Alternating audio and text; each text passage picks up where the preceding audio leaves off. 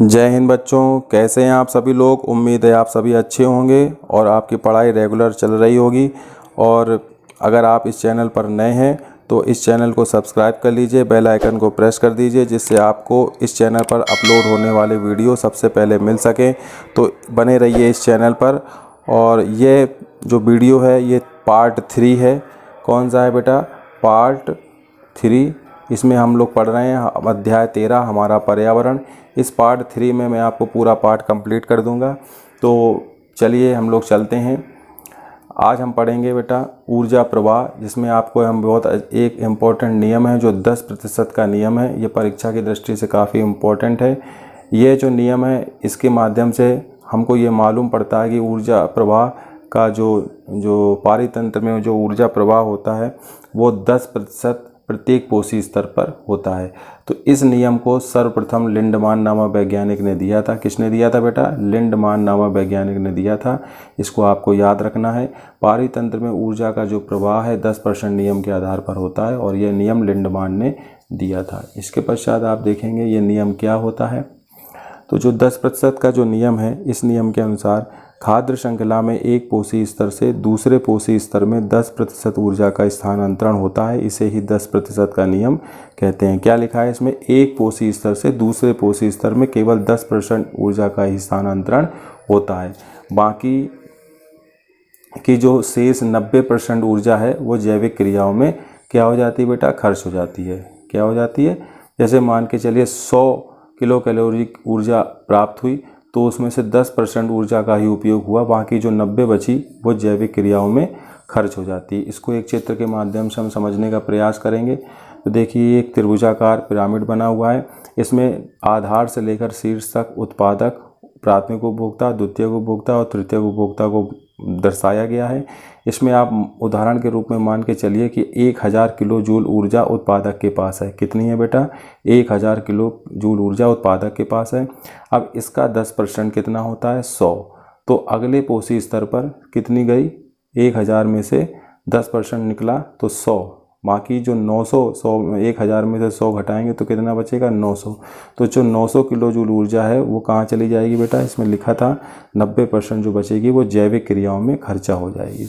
तो इसमें आप देखेंगे तो इसका 10% 100 किलो जूल प्राथमिक उपभोक्ता के पास पहुंची, 100 किलो जूल का 10% यानी 10 किलो जूल द्वितीय उपभोक्ता के पास पहुंची और 10 किलो जूल का 10% यानी 1 किलो जूल तृतीय उपभोक्ता के पास पहुंची।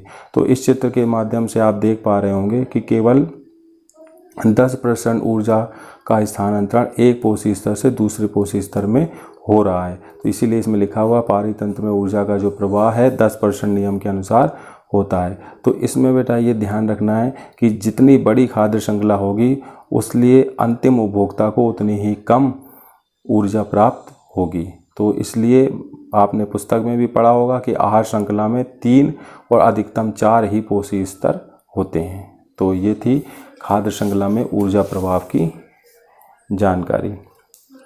इसके पश्चात हम अगले टॉपिक में पढ़ेंगे बेटा जैविक आवर्धन। क्या पढ़ेंगे हम लोग? जैविक आवर्धन। आहार श्रृंखला में हानिकारक रासायनिक पदार्थ की सांद्रता एक पोषी स्तर से दूसरे पोषी स्तर जाने पर बढ़ जाती है। यह घटना जैविक आवर्धन कहलाती है। तो इसका उदाहरण है डीडीटी या जो कीटनाशक जो हम लोग फसलों में छिड़कते हैं, खरपतवारनाशी, कीटनाशी, ये सब क्या होते हैं? मिट्टी और पानी में घुल जाते हैं और घुलने के पश्चात अप्रत्यक्ष रूप से या प्रत्यक्ष रूप से मानव के शरीर में पहुंच जाते हैं। चूँकि जो मनुष्य होता है बेटा वो, देखिए मैंने इसमें इम्पोर्टेंट करके लिखा हुआ है, चूँकि जो खाद्य श्रृंखलाएं होती हैं उसमें जो मनुष्य होता है वो शीर्षस्थ यानी टॉप पर होता है।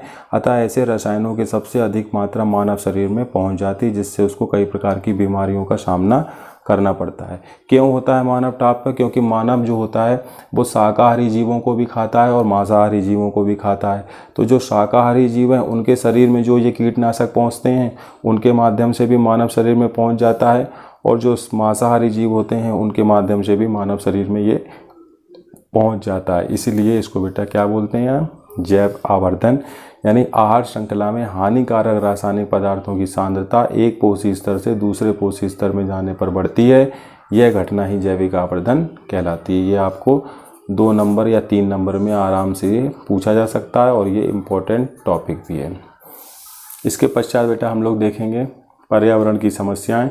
पर्यावरण में बदलाव हमें प्रभावित करता है और हमारी गतिविधियां भी पर्यावरण को प्रभावित करती हैं, यानी जो हम काम करते हैं उससे भी कहीं ना कहीं पर्यावरण प्रभावित होता है और पर्यावरण में जो बदलाव होता है उससे हम भी प्रभावित होते हैं। जैसे हम लोग ठंडों के मौसम में क्या होता है, हम लोग स्वेटर पहन लेते हैं और जब गर्मियाँ आती हैं तो हम लोग स्वेटर उतार देते हैं, तो ये हमारे बदलाव हैं। तो इसमें पर्यावरण में धीरे धीरे गिरावट आ रही है, जिससे पर्यावरण की समस्याएं पैदा हो रही हैं। जैसे प्रदूषण है, वनों की कटाई, जैसे प्रदूषण आपने 9th क्लास में भी पढ़ा होगा कि प्रदूषण, जल प्रदूषण, वायु प्रदूषण, इन प्रदूषण होने से कई प्रकार की पर्यावरण समस्याएं होती हैं। और वनों की कटाई होने से जो ऑक्सीजन की कमी हो जाती है और वर्षा का कम होना, तो यही कई प्रकार की समस्याएं होती हैं। तो इससे हमको सीख लेना चाहिए। अपने कोर्स में जो पर्यावरण की समस्याएं हैं वो ओजोन परत और कचरा प्रबंधन है, उसको हम लोग यहाँ पर पढ़ेंगे।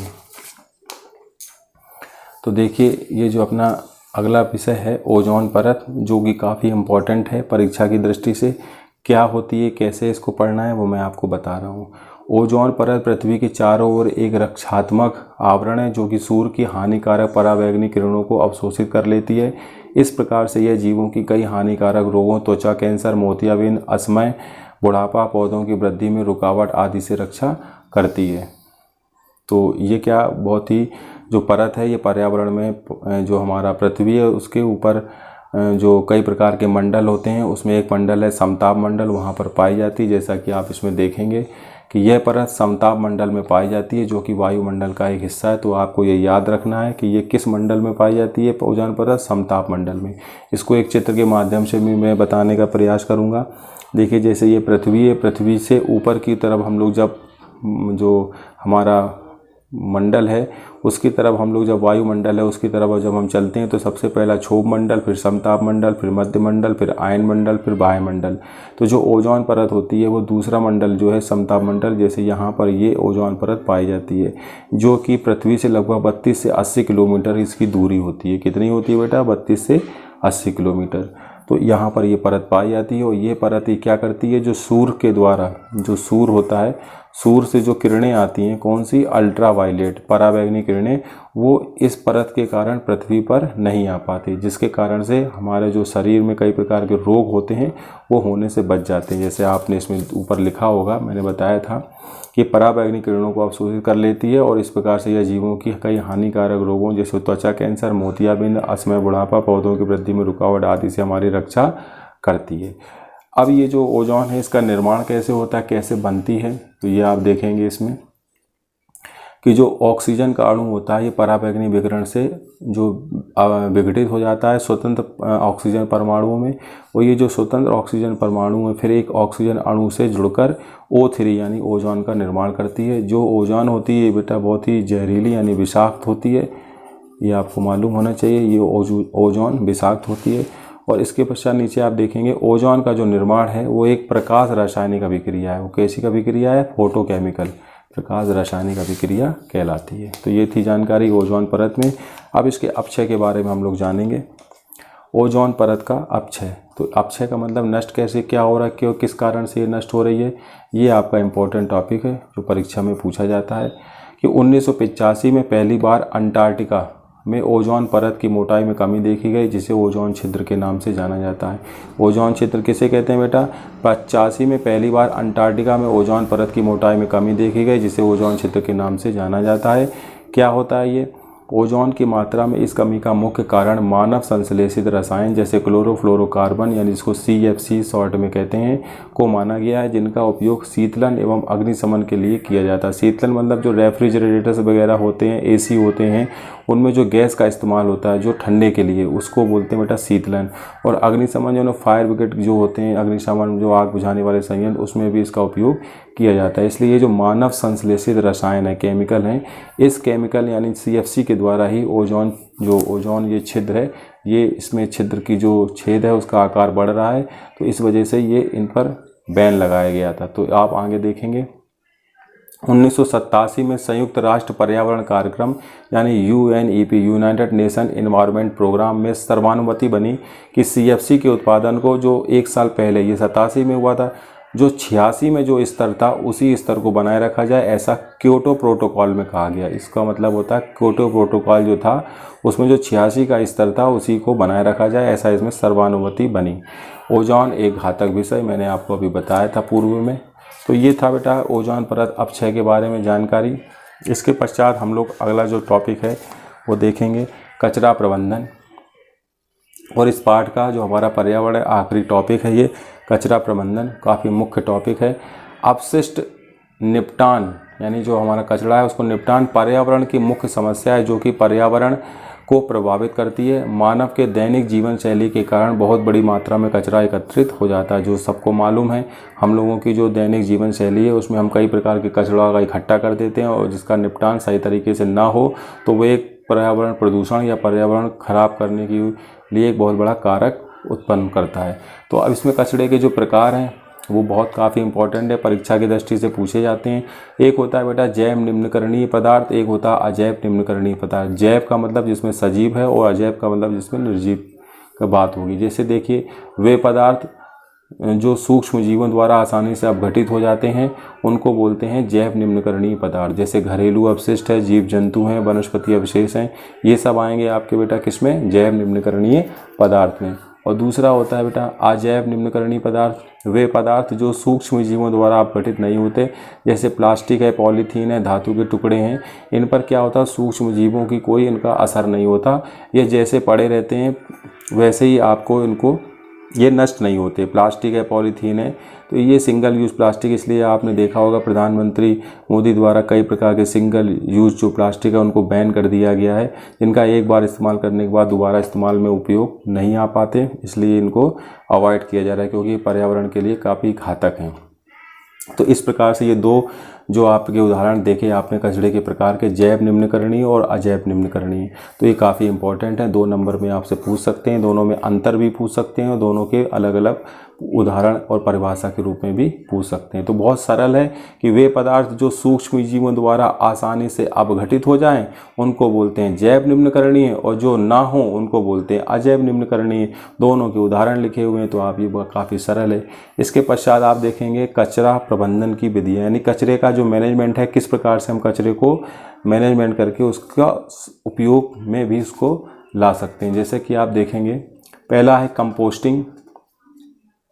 जैविक कचरा कंपोस्ट गड्ढे में भरकर ढक दिया जाता है और बाद में यह खाद में बदल दिया जाता है। इसको बोलते हैं कंपोस्टिंग, यानी खाद बना लेते हैं गड्ढे में भरकर। पुनः चक्रण का मतलब होता है दोबारा से उपयोग करना। इसमें अजैव निम्नकरणीय पदार्थ पुनः इस्तेमाल के लिए नए पदार्थ में बदल दिया जाता है, यानी इसको प्लास्टिक पॉलीथीन को इसका दोबारा से इस्तेमाल किया जाता है। जैव मात्रा संयंत्र, इसमें जैव निम्नकरणीय पदार्थ इस संयंत्र द्वारा खाद में बदल दिया जाता है। और आखिरी जो है बेटा सीवेज संयंत्र, इसमें नाली के गंदे पानी को नदी में जाने से पहले इस तंत्र द्वारा साफ कर दिया जाता है। क्या होता है इसमें, जो नाली का जो गंदा पानी है वो नदी में जाने से पहले इस पानी को क्या कर दिया जाता है, साफ कर दिया जाता है। इसको बोलते हैं सीवेज सिस्टम। तो ये 4 प्रकार के थे, कंपोस्टिंग, पुनः चक्रण, जैव मात्रा संयंत्र और सीवेज सिस्टम। इसके द्वारा क्या होता है बेटा, कचरा का प्रबंधन किया जाता है। तो ये आपका जो टॉपिक था कचरा प्रबंधन, ये कंप्लीट हो गया है। तो मैंने आपको बताया था स्टार्टिंग में तो कि आपने पढ़ा, हमने सीखा पारितंत्र संगठन के बारे में, आहार श्रृंखला, आहार जाल के बारे में, पारितंत्र में ऊर्जा प्रवाह के बारे में, ओजोन परत का अपक्षय और कचरा प्रबंधन। तो ये आपने सारे टॉपिक कंप्लीट हो गए हैं, 1 2 3 4 5 टॉपिक। और इस जो आपका ये अध्याय 13 था हमारा पर्यावरण, ये कंप्लीट हो गया है। अब मैं आपको अगला जो टॉपिक होगा उस टॉपिक पे वीडियो बनाऊंगा। तो ये जो आपका हमारा पर्यावरण है ये 3 वीडियो में 3 पार्ट में कंप्लीट हो गया है। अब मैं अगला जो वीडियो बनाऊंगा हमारा पर्यावरण का, उसमें मैं आपको इस पार्ट से कुछ जुड़े हुए जो महत्वपूर्ण विकल्प वाले प्रश्न हैं उन प्रश्नों को लेकर वीडियो बनाऊंगा और मैं इस चैनल पर अपलोड करूंगा। तो बच्चों आपको ये पूरा पार्ट समझ में आ गया होगा। अगर किसी बच्चे को कुछ प्रश्न होंगे तो वो आप कमेंट बॉक्स में आप कमेंट करके उन प्रश्नों को पूछ सकते हैं, जिसका उत्तर मैं कमेंट बॉक्स में दे दूंगा। तो आप इस चैनल को सब्सक्राइब कर लें और वीडियो को लाइक कीजिए। मिलते हैं फिर नए वीडियो के साथ, तब तक के लिए सभी विद्यार्थियों को जय हिंद, जय भारत।